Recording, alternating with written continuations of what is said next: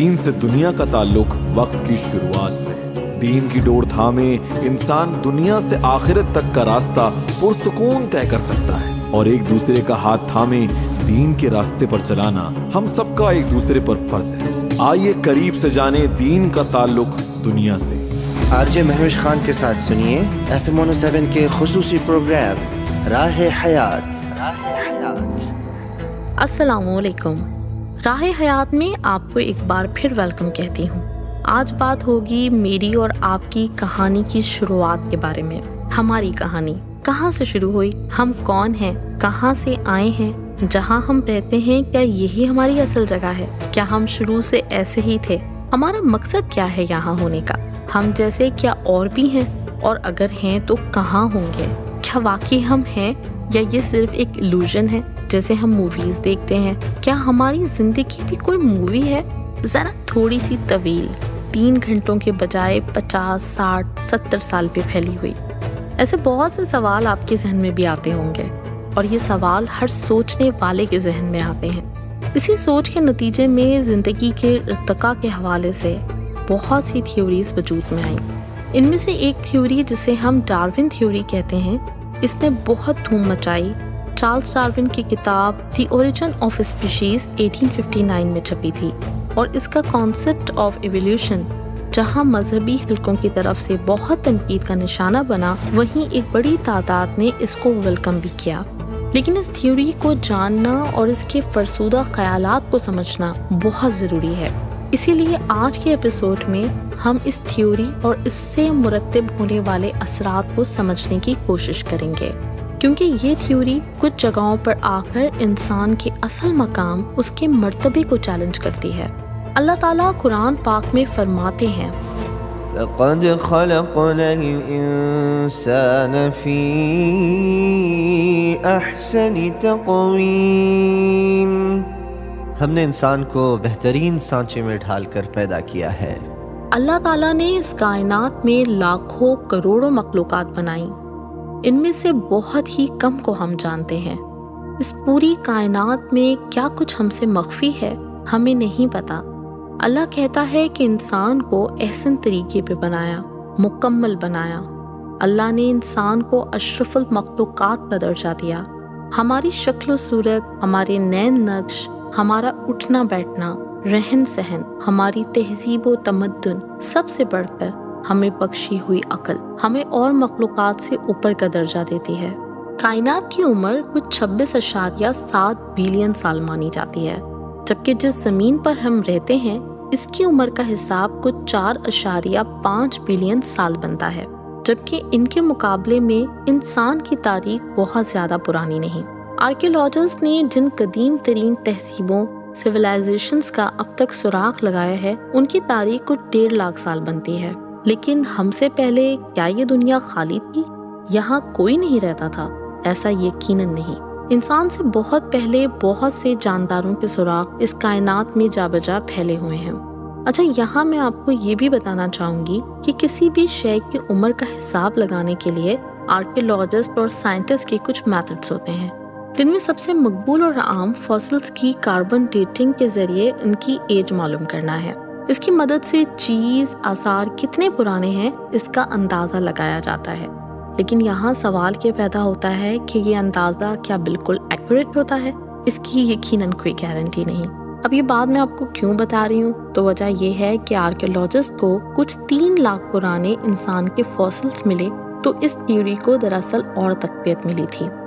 لیکن جیسے میں نے آپ سے کہا کہ کاربن ڈیٹنگ کا طریقہ کیا بالکل ایکوریٹ ہے، اس کی کوئی گارنٹی نہیں دے سکتا، اور اس بارے میں حتمی طور پہ کچھ نہیں کہا جا سکتا۔ ہاں، جس چیز کی مکمل گارنٹی ہے کہ اس میں کہیں پہ کوئی رد و بدل نہیں ہو سکتا، وہ ہے قرآن۔ تو قرآن انسان کی تخلیق کی کہانی کی ابتدا کے بارے میں ہمیں کچھ یوں بتاتا ہے۔ سورہ اعراف کی آیت نمبر 11 میں اللہ تعالیٰ ارشاد فرماتے ہیں، وَلَقَدْ خَلَقْنَاكُمْ ثُمَّ صَوَّرْنَاكُمْ ثُمَّ قُلْنَا لِلْمَلَائِكَةِ اسْجُدُوا لِآدَمَ فَسَجَدُوا إِلَّا لم يكن من الساجدين۔ اور ہم نے تمہیں پیدا کیا، پھر تمہاری صورت بنائی، پھر فرشتوں سے کہا کہ آدم کو سجدہ کرو، چنانچہ سب نے سجدہ کیا سوائے ابلیس کے، وہ سجدہ کرنے والوں میں شامل نہ ہوا۔ اسی طرح ایک اور جگہ ارشاد ربانی ہے، وَإِذْ قُلْنَا لِلْمَلَائِكَةِ اسْجُدُوا لِآدَمَ فَسَجَدُوا إِلَّا إِبْلِيسَ كَانَ مِنَ الْجِنِّ فَفَسَقَ عَنْ أَمْرِ رَبِّهِ أَفَتَتَّخِذُونَهُ وَذُرِّيَّتَهُ أَوْلِيَاءَ مِن دُونِي وَهُمْ لَكُمْ عَدُوٌّ بِئْسَ لِلظَّالِمِينَ بَدَلًا۔ اور وہ وقت یاد کرو جب ہم نے فرشتوں سے کہا تھا کہ آدم کے آگے سجدہ کرو، چنانچہ سب نے سجدہ کیا سوائے ابلیس کے، وہ جنات میں سے تھا، چنانچہ اس نے رب کے حکم کی نافرمانی کی۔ کیا پھر بھی تم میرے بجائے اسے اور اس کی ذریت کو اپنا رکھوالا بناتے ہو، حالانکہ وہ سب تمہارے دشمن ہیں۔ اللہ تعالیٰ کا کتنا برا متبادل ہے جو ظالموں کو ملا ہے۔ اللہ نے فرشتوں کو نور سے پیدا کیا جبکہ جنوں کو آگ سے۔ فرشتے اللہ کے حکم کی تعمیل میں ہر لمحے جٹے رہتے ہیں، ان کو اللہ کے حکم سے ہی سروکار ہے۔ انسان کی پیدائش اور انسان کو ملے رتبے نے ابلیس کو بہت پریشان کیا، جو کہ جنوں میں سے تھا اور اپنی بے پناہ عبادتوں کی بنا پر ایک بلند مرتبے پہ فائز ہو چکا تھا۔ اللہ نے آدم کو زمین کی خلافت دینی تھی اور یہ اس سے برداشت نہیں ہوا کہ اس نئی مخلوق کو بنا کر اسے سب پر فوقیت دے دی جائے۔ اللہ تعالیٰ سورہ بنی اسرائیل میں فرماتے ہیں، وَلَقَدْ كَرَّمْنَا بَنِي آدَمَ وَحَمَلْنَاهُمْ فِي الْبَرِّ وَالْبَحْرِ وَرَزَقْنَاهُمْ مِنَ الطَّيِّبَاتِ وَفَضَّلْنَاهُمْ عَلَى كَثِيرٍ مِّمَّنْ خَلَقْنَا تَفْضِيلًا۔ اور حقیقت یہ ہے کہ ہم نے آدم کی اولاد کو عزت بخشی اور انہیں خشکی اور سمندر دونوں میں سواریاں مہیا کی ہیں، اور ان کو پاکیزہ چیزوں کا رزق دیا ہے، اور ان کو اپنی بہت سی مخلوقات پر فضیلت عطا کی ہے۔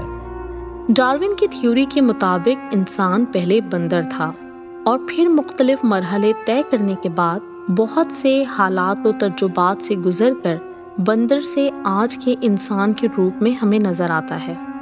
انسان اور بندر میں کافی مماثلت ہے، دونوں کی کروموسومز میں صرف 2% کا ہی فرق ہے، اور شاید یہی وجہ رہی ہو کہ ڈارون نے انسان کو بندر کی نسل قرار دے دیا۔ لیکن ہزاروں کروڑوں مخلوقات اسپیشیز میں کئی ایک دوسرے سے کچھ مماثلتیں ہوتی ہیں، کچھ معاملات میں وہ ایک دوسرے سے ملتے ہیں جبکہ وہ اپنی انفرادیت بھی رکھتے ہیں۔ تو اس طرح دیکھا جائے تو یہ تھیوری بالکل فیل ہو جاتی ہے، اور اب تو تقریباً 1 صدی گزرنے کے بعد سائنٹسٹ خود ڈارون تھیوری کو ریجیکٹ کر چکے ہیں۔ لیکن پھر بھی آج تک اس تھیوری پہ بحث اس لیے رہتی ہے کہ دنیا کے کئی تعلیمی ادارے اب تک ڈاروینین تھیوری کو اپنے کورس میں شامل رکھے ہوئے ہیں، اسی لیے اب تک نوجوانوں کی ایک بڑی تعداد اس جھانسے میں آ جاتی ہے اور نادانی میں اللہ کی طرف سے ملی عزت و تکریم کا ہی انکار کر بیٹھتی ہے۔ خود کو جانوروں سے جوڑنا، ان جیسی شکلیں بنانا یقیناً اللہ سے ملی عزت کی توہین ہے۔ قرآن پاک صاف لفظوں میں تخلیق آدم کا ذکر کرتا ہے۔ اللہ نے آدم کو خود بنایا اور اسے عقل سے نوازا۔ قرآن پاک میں ارشاد الہی ہے، وَعَلَّمَ آدَمَ الْأَسْمَاءَ كُلَّهَا ثُمَّ عَرَضَهُمْ عَلَى الْمَلَائِكَةِ فَقَالَ أَنبِئُونِي بِأَسْمَاءِ هَؤُلَاءِ إِن كُنتُمْ صَادِقِينَ۔ اور آدم کو اللہ نے سارے کے سارے نام سکھا دیے، پھر ان کو فرشتوں کے سامنے پیش کیا اور ان سے کہا، اگر تم سچے ہو تو مجھے ان چیزوں کے نام تو بتلاؤ۔ قالوا سبحانك لا علم لنا إلا ما علمتنا إنك أنت العليم الحكيم۔ وہ بول اٹھے، آپ ہی کی ذات پاک ہے، جو کچھ علم آپ نے ہمیں دیا ہے اس کے سوا ہم کچھ نہیں جانتے۔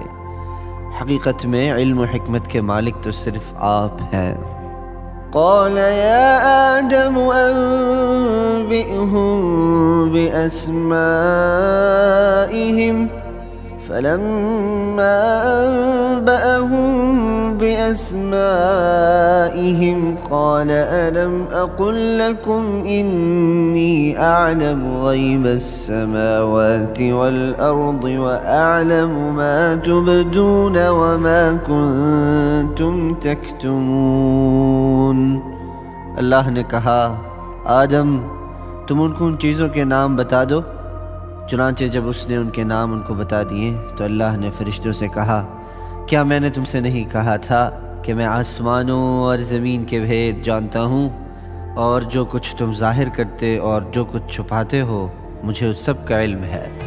انسان کو ملنے والا اللہ کا سب سے بڑا تحفہ عقل ہے۔ خودی کا احساس، چیزوں کی سمجھ بوجھ، فیصلے کی قوت، علم کو حاصل کرنا، مسئلوں کا حل تلاش کرنا۔ ورنہ دنیا کی بہت سے علوم جیسے سائیکالوجی، سوشیولوجی، ایون بایولوجی بھی انسان کو جانوروں میں شمار کرتے ہیں۔ یہ حقیقت ہے کہ انسان کی شخصیت کے دو پہلو ہیں، ایک روحانی، دوسرا حیوانی۔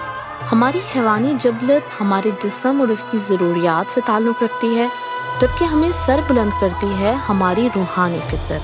ارشاد الہی ہے، فَإِذَا سَوَّيْتُهُ وَنَفَخْتُ فِيهِ مِن رُّوحِي فَقَعُوا لَهُ سَاجِدِينَ۔ لہذا جب میں اس کو پوری طرح بنا لوں اور اس میں اپنی روح پھونک دوں تو تم سب اس کے آگے سجدے میں گر جانا۔ اور اسی طرح ایک اور جگہ اللہ فرماتے ہیں، ثم سواه ونفخ فيه من روحه وجعل لكم السمع والأبصار والأفئدة قليلا ما تشكرون۔ پھر اسے ٹھیک ٹھاک کر کے اس میں اپنی روح پھونکی، اور انسانوں تمہارے لیے کان، آنکھیں اور دل پیدا کیے، تم لوگ شکر تھوڑا ہی کرتے ہو۔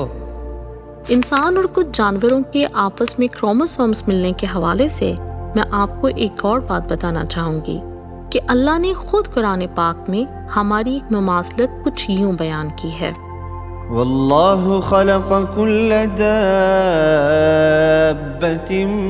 من ماء فمنهم من يمشي على بطنه ومنهم من يمشي على رجلين ومنهم من يمشي على أربع يخلق الله ما يشاء إن الله على كل شيء قدير۔ اور اللہ نے زمین پر چلنے والے ہر جاندار کو پانی سے پیدا کیا ہے، پھر ان میں سے کچھ وہ ہیں جو اپنے پیٹ کے بل چلتے ہیں، کچھ وہ ہیں جو 2 پاؤں پر چلتے ہیں، اور کچھ وہ ہیں جو 4 پاؤں پر چلتے ہیں۔ اللہ جو چاہتا ہے پیدا کرتا ہے، یقیناً اللہ ہر بات پر قدرت رکھتا ہے۔ لیکن اس سے کہیں سے بھی یہ ثابت نہیں ہوتا کہ بندر ایوالو ہو کر انسان بن سکتا ہے۔ یہاں ویسے سوچنے والے کے لیے ایک اور سوال پیدا ہوتا ہے کہ ایوولوشن کا شکار صرف بندر ہی کیوں ہوا؟ زیبرا آج تک زیبرا، شیر اب تک شیر، اور سب سے بڑھ کر بندروں کی دکھائی دینے والی نسل اب تک بندر ہی کیوں ہیں؟ وہ کیوں اب تک ایوالو نہیں ہوئے؟ قرآن بندر کے انسان بننے کی تو تائید نہیں کرتا، لیکن ایک عبرت آموز واقعے میں انسانوں کی کچھ گروہوں کو سزا کے طور پر بندر بنانے کی طرف ضرور اشارہ کرتا ہے۔ قل هل أنبئكم بشر من ذلك مثوبة عند الله من لعنه الله وغضب عليه وجعل منهم القردة والخنازير وعبد الطاغوت أولئك أولئك شر مكانا وأضل عن سواء السبيل۔ اے پیغمبر ان سے کہو کہ کیا میں تمہیں بتاؤں کہ جس بات کو تم برا سمجھ رہے ہو اس سے زیادہ برے انجام والے کون ہیں؟ یہ وہ لوگ ہیں جن پر اللہ نے پھٹکار ڈالی، جن پر اپنا غضب نازل کیا، جن میں سے لوگوں کو بندر اور سور بنایا، اور جنہوں نے شیطان کی پرستش کی۔ وہ لوگ ہیں جن کا ٹھکانہ بھی بدترین ہے، اور وہ سیدھے راستے سے بھی بہت بھٹکے ہوئے ہیں۔ اسی طرح ایک اور جگہ اللہ نے کچھ یوں بیان فرمایا، وَلَقَدْ عَلِمْتُمُ الَّذِينَ اعْتَدَوْا مِنْكُمْ فِي السَّبْتِ فَقُلْنَا لَهُمْ كُونُوا قِرَدَةً خَاسِئِينَ۔ اور تم اپنے ان لوگوں کو اچھی طرح جانتے ہو جو سنیچر کے معاملے میں حد سے گزر گئے تھے، چنانچہ ہم نے ان سے کہا تھا کہ تم دھتکارے ہوئے بندر بن جاؤ۔ اللہ ہمیں کبھی حد سے بڑھنے والوں میں شامل نہ کرے۔ ڈاروینین تھیوری کے اثرات صرف انسان کی پیدائش تک کی مرتب نہیں ہوئے، اس نے اس بری طرح معاشرے کو متاثر کیا کہ جس کی بنا پر ایتھیسٹ اور ملحدوں نے خدا کے تصور کو ہی رد کر دیا۔ ان کے حساب سے تو دنیا کی ہر شے ایک واحد سیل سے وجود میں آئی، اور وقت گزرنے کے ساتھ ساتھ مختلف شکلیں، مختلف اسپیشیز بنتی گئیں، یعنی بقول ان کے یہ کائنات محض اتفاق سے وجود میں آئی ہے۔ بگ بینگ ہوا، یونیورسز بنی، مختلف پلانٹس بن گئے، ایسٹرائڈز کے زمین پر ٹکرانے سے پانی بن گیا، پہلا سیل وجود میں آیا اور اس سے سمندری مخلوقات سے ہوتے ہوئے مختلف جانور، انسان، حشرات الارض، پودے، پھل، گھاس پھوس۔ یہ والا معاملہ یقیناً اور زیادہ سنگین ہے، اور اس تھیوری کی وجہ سے بے شمار لوگ گمراہ ہو کر خدا کے وجود کا ہی انکار کر چکے ہیں۔ اللہ نے انسان کو زمین پہ خلافت عطا کی، جبکہ بہت سی مخلوقات اس کی خواہش مند تھیں۔ اللہ نے انسان کو بولنا سکھایا، اور سب سے بڑی مہربانی انسان کو کتاب کا علم دے کے کیا۔ الرحمن علم القرآن خلق الانسان علمہ البیان۔ وہ رحمان ہی ہے جس نے قرآن کی تعلیم دی، اسی نے انسان کو پیدا کیا، اسی نے اس کو بات واضح کرنا سکھایا۔ اسی طرح ایک اور جگہ سورہ شورى میں اللہ تعالیٰ فرماتے ہیں، وَكَذَلِكَ أَوْحَيْنَا إِلَيْكَ رُوحًا مِّنْ أَمْرِنَا مَا كُنْتَ تَدْرِي مَا الْكِتَابُ وَلَا الْإِيمَانُ وَلَكِنْ جَعَلْنَاهُ نُورًا نَهْدِي بِهِ مَن نَّشَاءُ مِنْ عِبَادِنَا وَإِنَّكَ لَتَهْدِي إِلَى صِرَاطٍ مُسْتَقِيمٍ۔ اور اسی طرح ہم نے تمہارے پاس اپنے حکم سے ایک روح بطور وحی نازل کی ہے۔ تمہیں اس سے پہلے نہ یہ معلوم تھا کہ کتاب کیا ہوتی ہے اور نہ یہ کہ ایمان کیا ہے، لیکن ہم نے اس قرآن کو ایک نور بنایا ہے جس کے ذریعہ ہم اپنے بندوں میں سے جس کو چاہتے ہیں ہدایت دیتے ہیں، اور اس میں کوئی شک نہیں کہ تم لوگوں کو وہ سیدھا راستہ دکھا رہے ہو۔ یہ یقیناً بہت بڑا احسان ہے۔ آج ہم جو اپنے تجسس کے ہاتھوں بعض اوقات غلط راستے پر چل پڑتے ہیں، اگر قرآن سمجھ کے پڑھ رہے ہوتے تو اپنے سب سوالوں کا جواب یہیں سے حاصل کر لیتے، اور اپنے مقدر میں سیاہی نہ لکھتے، نہ اپنی عظمت کو خود پست کرتے، خود کو جانوروں سے مشابہت دے کر۔ یہاں ایک بات اور میں آپ سے کرنا چاہوں گی۔ ہم جانتے ہی ہیں کہ آج کل مختلف ایپس پہ ایسے فلٹرز موجود ہوتے ہیں جن سے جانوروں سے ملتی جلتی شکلیں بن جاتی ہیں، اور لوگ بڑے فخر سے ایسی سیلفیز لے کے اپلوڈ کرتے ہیں۔ انسان کتنا نادان ہے، اسے عزت بخشی گئی اور اس نے کوئی کسر نہیں چھوڑی اس کو اپنے ہاتھوں سے گنوانے کی۔ ذرا سوچیں، ہمارے رب نے ہمارے لیے، ہمیں سجدہ کروانے کے لیے، ہماری عظمت کے اعتراف میں ابلیس کو جھکنے کا کہا، اور اس کے نہ ماننے پر اسے بے دخل کر دیا، اور آج ہم خود ہی اپنے ہی ہاتھوں خود کو بے توقیر کر رہے ہیں، خود کو جانوروں سے مشابہ کر کے ان کی سی شکلیں، فلٹرز اور بعض اوقات سرجریز تک کروا کے اللہ کی بنی بنائی بہترین صورتوں کو بگاڑ رہے ہیں۔ تو شیطان کتنا خوش ہوتا ہوگا۔ اللہ تعالیٰ قرآن پاک میں ارشاد فرماتے ہیں وَأَن لَّيْسَ لِلْإِنسَانِ إِلَّا مَا سَعَى، اور یہ کہ اس کی کوشش عنقریب دیکھی جائے گی۔ اور اللہ تو ہمیں بار بار وارن کر رہا ہے کہ ہم شیطان کے جھانسے میں نہ آئیں۔ كَمَثَلِ الشَّيْطَانِ إِذْ قَالَ لِلْإِنسَانِ اكْفُرْ فَلَمَّا كَفَرَ قَالَ إِنِّي بَرِيءٌ مِّنكَ إِنِّي أَخَافُ اللَّهَ رَبَّ الْعَالَمِينَ۔ ان کی مثال شیطان کی سی ہے کہ وہ انسان سے کہتا ہے کہ کافر ہو جا، پھر جب وہ کافر ہو جاتا ہے تو کہتا ہے کہ میں تجھ سے بری ہوں، میں اللہ سے ڈرتا ہوں جو سارے جہانوں کا پروردگار ہے۔ ڈاروینین تھیوری ہو یا کوئی بھی مغالطہ، ہمیں بس یہ یاد رکھنا چاہیے، ہدایت اور رہنمائی صرف اللہ کی کتاب سے ہی مل سکتی ہے۔ یہ جو عقل ہمیں اللہ نے بخشی ہے، یہ صحیح اور غلط کا فرق ہمیں بتا دیتی ہے۔ اگر ہم چاہیں، یہ ہمارے ہاتھوں میں ہے کہ خود کو اپنے اصل مقام جو اللہ نے بخشا، اللہ کا قرب تلاش کر کے، اس کی راہ میں کوشش کر کے اپنی خودی کو، اپنی ذات کو سربلند کر لیں، یا پھر ٹرینڈ کا حصہ بننے کے لیے عقل و دانش سے ماورا ہو کر خود کو حشرات الارض کے مقام پر لے آئیں۔ راہ حیات میں ایولیوشن پہ بات کرنے کا میرا مقصد یہی تھا کہ ہم اپنے اصل مقام کو پہچان سکیں اور اپنے جاننے کی خواہش کو بھی قرآن کی روشنی میں تسکین پہنچا سکیں۔